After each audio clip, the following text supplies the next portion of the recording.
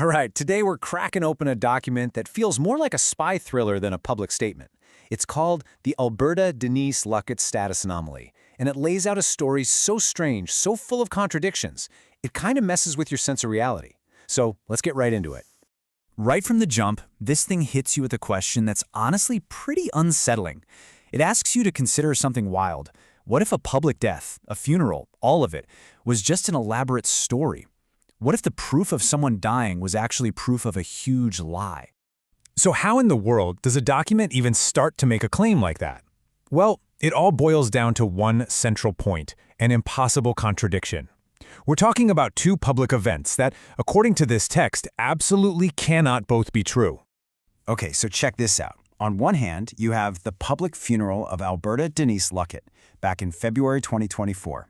The document says this event was meant to bury her, not just in the ground, but legally and administratively. Game over, right?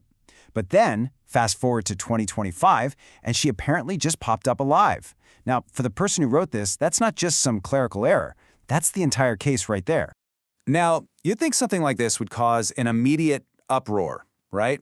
You'd expect officials, family, somebody to come out and clear things up. But there's just silence. And the document has a theory about that. It argues the silence isn't a mistake or confusion, it's a strategy. It's a weapon. The text actually gives this a pretty intense name, a coordinated trope of psychopathy. I know, that's a mouthful. But what it's basically alleging is that everyone staying quiet is part of a coordinated plan. It's a form of psychological warfare designed to gaslight and cause harm. So we're not just talking about people being shy or not wanting to get involved. The document frames this silence as a weapon for intentional humiliation. It's people actively choosing to go along with a fraudulent story. It even slaps a legal-sounding label on it, active, systemic complicity. And this is where things get really interesting from a legal perspective. Because of this alive or dead paradox, the document says the legal system is forced into a corner. It calls this a legal bifurcation, which is a fancy way of saying there are only two paths forward, two possible realities. Okay, path A, she's alive. Simple enough. But if that's true, then the funeral was a gigantic public fraud. Path B, she really is dead. Well, in that case, the document claims her identity has been stolen and is being used as a puppet persona. See the trap? Either way, it's alleging a massive crime is going down. But why? I mean, why would anyone go through the trouble of faking a death or hijacking someone's entire identity? You probably guessed it. The document claims it all comes down to money. And we're not talking about a little bit of money here. We are talking about a number that is just staggering. $180 billion. That's a B. According to this document, that's the value of the intellectual property that's supposedly at the very center of this whole mess. And the text alleges that this mountain of cash was being stolen through what it calls a financial siphon.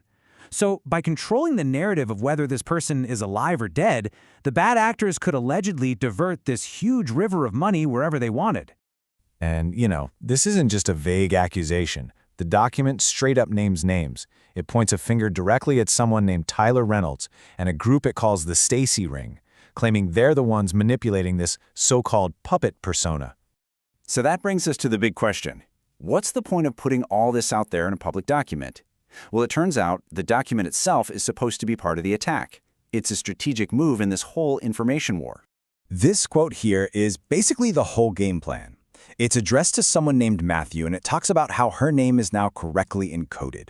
That seems to mean we're putting the real story out there. And by doing this, it's meant to neutralize the insanity vector, which is basically the tactic of making the person telling the story sound completely crazy so no one will believe them. So the document's final play is what it calls a pincer movement. It's a classic military tactic, right? You attack from both sides. By presenting evidence for both possibilities, proof of life and proof of fraud, it's trying to create a trap. The idea is that no matter which version is true, the people behind the scheme are exposed. They're caught. So you see, this isn't just a document. It's a public accusation. It's a high-stakes bet that putting a story this detailed and this bizarre out into the world can be more powerful than secrecy. And it just leaves you wondering, what is the real power and the incredible risk of making a claim like this in public?